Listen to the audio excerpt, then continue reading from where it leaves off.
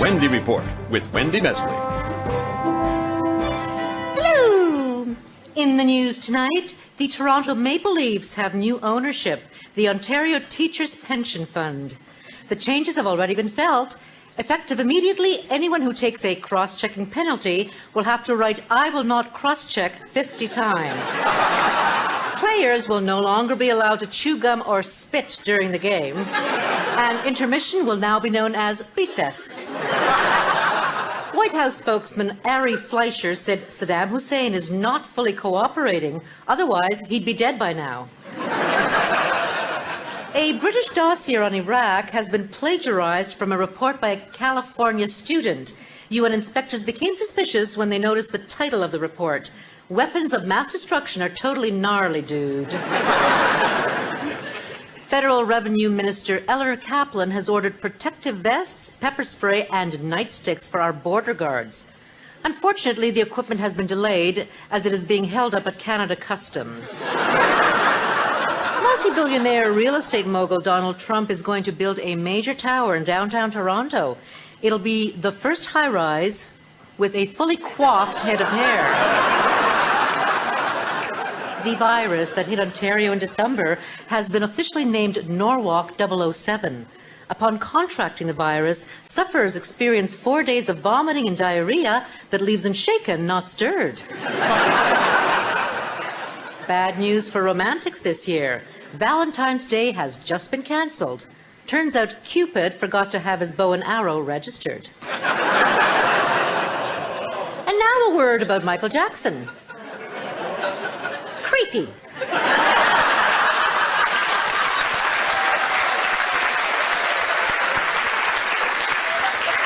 Okay, time now for our panel. From Ottawa, Don Newman. Wendy, blah, blah, blah, new suit, blah, blah, blah. Don Newman, CBC News, blah, blah, blah. From Calgary, PC leader Joe Clark. I am proud to be representing my party.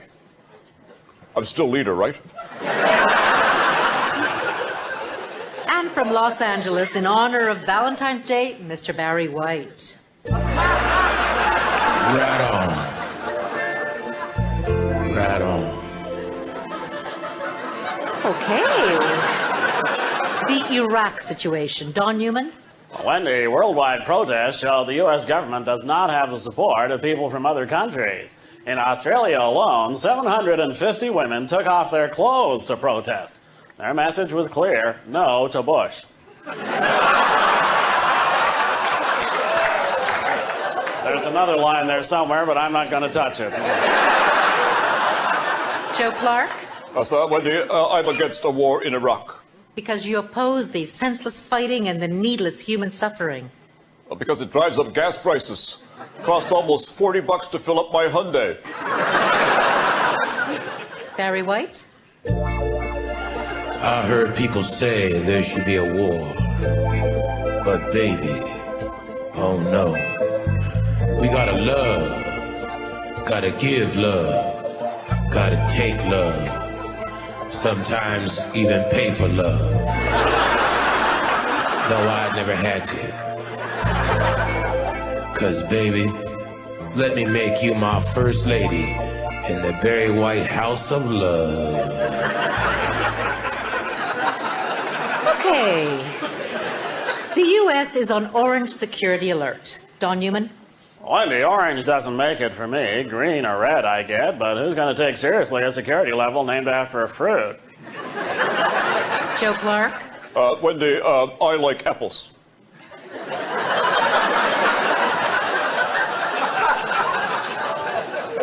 But I do agree that Canada needs our own security rating system. But instead of colors, we would use the beer system. Right now, we're at level Bubba. Barry White? Ooh, baby. Right on, right on. Baby, keep on doing it. Yeah. I don't even know where Canada is. I heard it's up above, and its ladies need love. Joe Clark, your comments? I think I'm in love. Next topic. British Columbia is considering forced sterilization laws. Don Newman. Oh, it's too late now. They already have Gordon Campbell. Barry White. Right on. You know, Wendy, baby, I know you need it. And the doctor of love is in. And he's wearing his rubber glove. And that's it for the Wendy Report. So, can you teach me how to play the piano?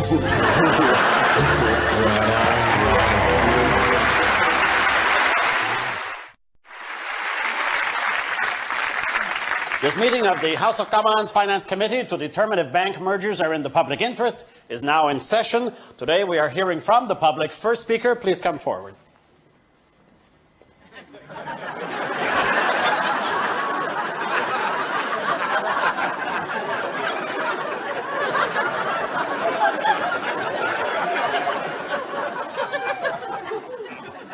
I'm against bank mergers. Next.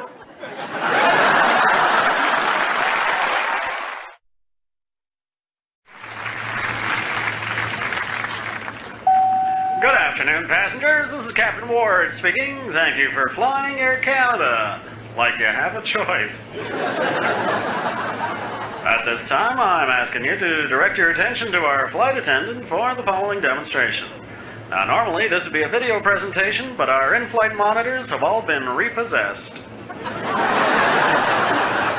Today, we'll be cruising at a loss of $428 million and at a speed of 2,000 job cuts per hour. Should a sudden job loss occur, flight attendants will come through the cabin, distributing their resumes. Air Canada CEO Robert Milton assures you any flight disruption will be minimal, and all Air Canada personnel are united in their opinion of his business decisions. They've even coined a new phrase, "We got Milton." Our astute CEO has also said there will be some changes to the Air Canada corporate structure. For example, our Jazz airline will now be switching to an all-talk format. During our flight today, should an emergency arise, a government lifeline will drop from the ceiling with a fresh flow of taxpayer dollars.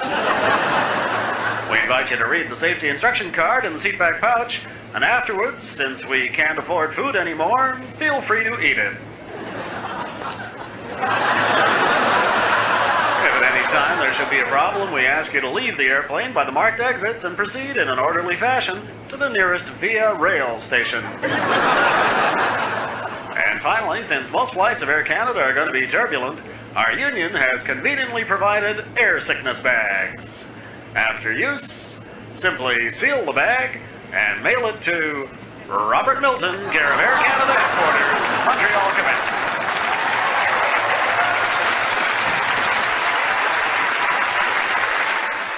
This is Newsnet. News headlines with pictures. And now, business with Linda Skunkhead Sims. The stock market continues to operate with cautious optimism tempered with uncertain pessimism. But that may all change with the federal budget next Tuesday. Joining me to discuss it is Finance Minister John Manley. Hello, Skunkhead. Mr. Manley, who exactly is your new budget aimed at? Well, my intent is to help poor families, business people, immigrants, city dwellers, and people saving for retirement. Basically, anyone who can vote for me in the upcoming Liberal leadership campaign. Now, you're a rookie finance minister. Are you nervous about your first budget? Well, they always say you never forget your first time. So I plan to be gentle.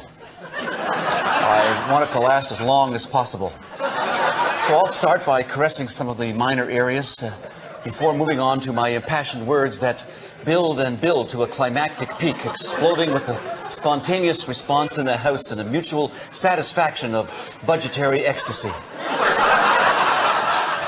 Then later we'll bask in the afterglow of the moment. I think I need a cigarette. Linda, the bulk of new spending will go to providing for the health care deal the compassionate premiers insisted that we reach. But the premiers said that the deal comes nowhere near what is needed. Who listens to them? They're a bunch of whiners. Give us some of your budget highlights. Okay, 1.7 billion, 36 billion, 600 million. Could you be more specific? Not at this time. Well, what can you tell us? I'm considering an increase in RSP contributions from $13,500 to $19,000. So when Canadians retire, they can afford the entire loaf of bread. And what else? I'm also providing money for the implementation of the Kyoto Climate Change Treaty, including incentives for consumers to reduce energy use. What exactly does that mean? Bigger blue boxes. Before we go, spend a little time on the budget surplus. Well, this year I expect the surplus to be $8 billion. By 2008, surpluses are expected to total $60 billion. Are those figures realistic? No, not in the least. But don't they sound impressive? Until next time, I'm Linda Skunkhead Sims for business.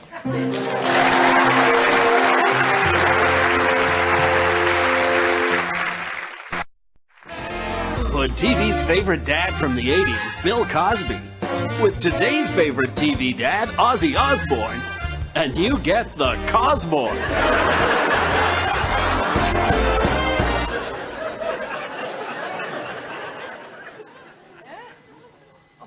Ozzy! Ozzy! Can you keep it down? I'm trying to bite the head off my bat. Have you seen my pudding pops? What the is a pudding pop? It's soft, chocolatey brown and leaves an unmistakable taste in your mouth. Bloody hell. I think I found it.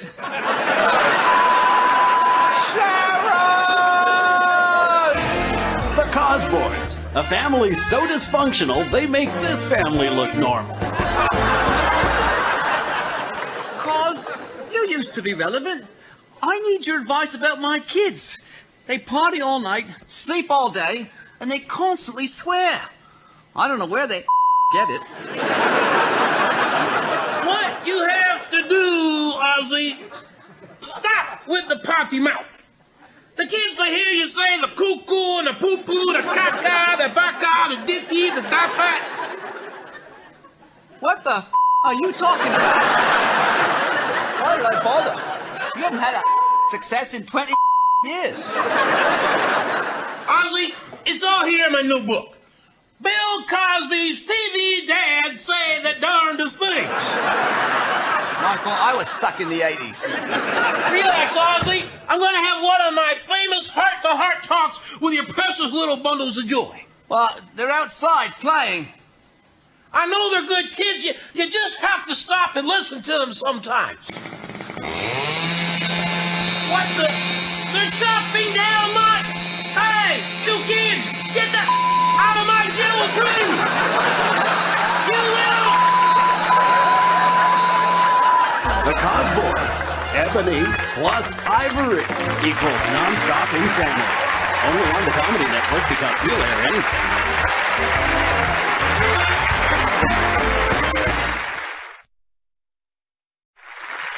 Have you heard the latest? Immigration Minister Denis Coderre wants Canadians to get identification cards. Can you believe it? Coderre says every single citizen should be fingerprinted and that information encoded on a card to prove you really are you. You know, the country's in trouble when they get their security ideas from Star Trek. Coderre cited a poll indicating support for his proposal in Canada.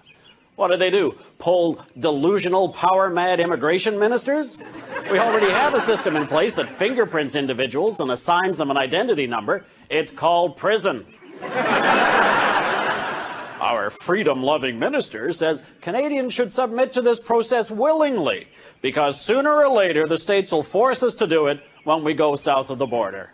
Well, here's a news flash, Mr. Coderre. I'm a Canadian. I like Canada. I don't have to go to the States to be fulfilled as a human being.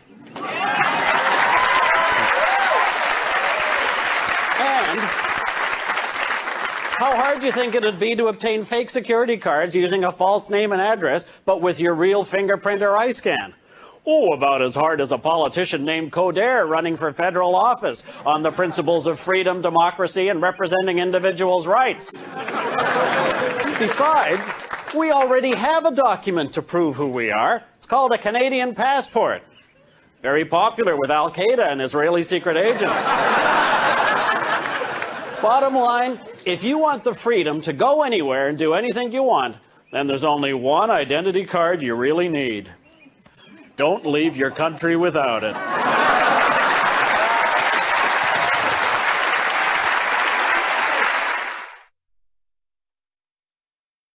United Nations Security Council recognizes Donald Rumsfeld, United States Secretary of Let's Have a War. Thank you, Mr. President. Folks, we've returned to your little UN Council today because some countries felt we did not present enough evidence last week in our effort to gain your support to blow Iraq to smithereens. Well, by golly darned if we didn't find some new evidence. My colleague here, Secretary of State Mr. Colin Powell, will now make his presentation. Thank you. You're welcome. Since my last appearance here, I have uncovered some startling new evidence, even more startling than last week's startling new evidence. And this time, it's from a totally original screenplay, my friends. I ask you, take a close look at this dramatic footage. Mr. Rumsfeld?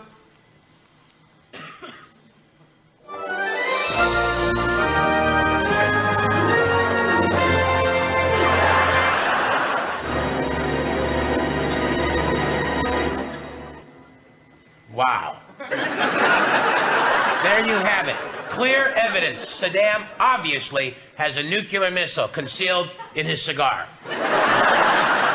I'm convinced. I particularly like the surprise ending. The Iraqis are obviously moving their weapons to stay one step ahead of the UN inspectors. You want more proof? This is a satellite photo of an Iraqi chemical bunker before inspectors came. Here's what the inspectors saw when they arrived. My friends, this is disturbing evidence. Disturbing evidence. Disturbing evidence. If this isn't enough proof the Iraqis have dangerous weapons, not far away, inspectors uncovered this troubling image. Phil Spector.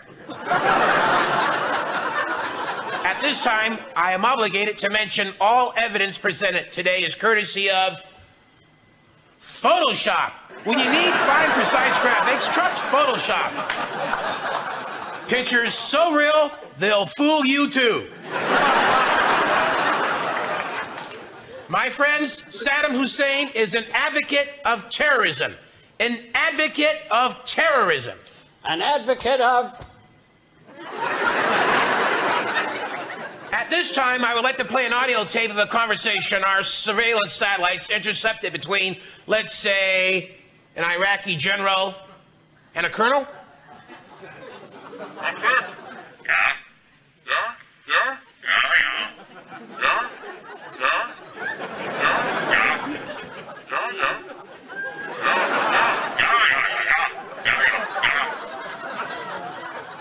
If that's not the smoking gun, I don't know what is. And there's more.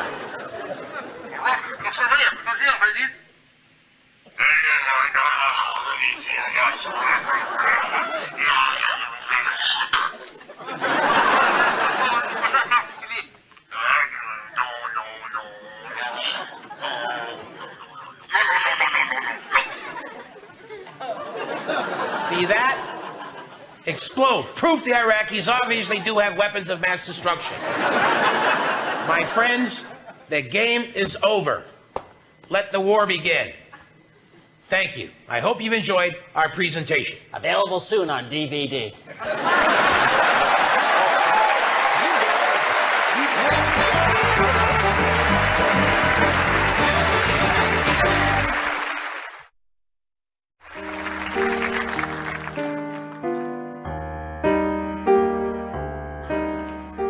It's February 14th, Valentine's Day, The day women look forward to all year and men remember only when they hear it mentioned on the radio. The history of Valentine's Day is shrouded in mystery, much like the contents of those little red heart candies. Who the original St. Valentine was is unimportant. What really matters is that every February 14th, greeting card companies make a killing. Young lovers get together to express their never-ending affection by giving each other high-fat content chocolates loaded with enough sugar to rot your teeth quicker than you can say gingivitis. Or expensive red roses that die an hour after they're delivered. February has long been thought of as the beginning of spring, a time to think of love, especially if you're a penguin. Pleasant thoughts and kind wishes melt the cold indifference of winter and bring you a warm, tingly feeling that lasts until you get your heating bill.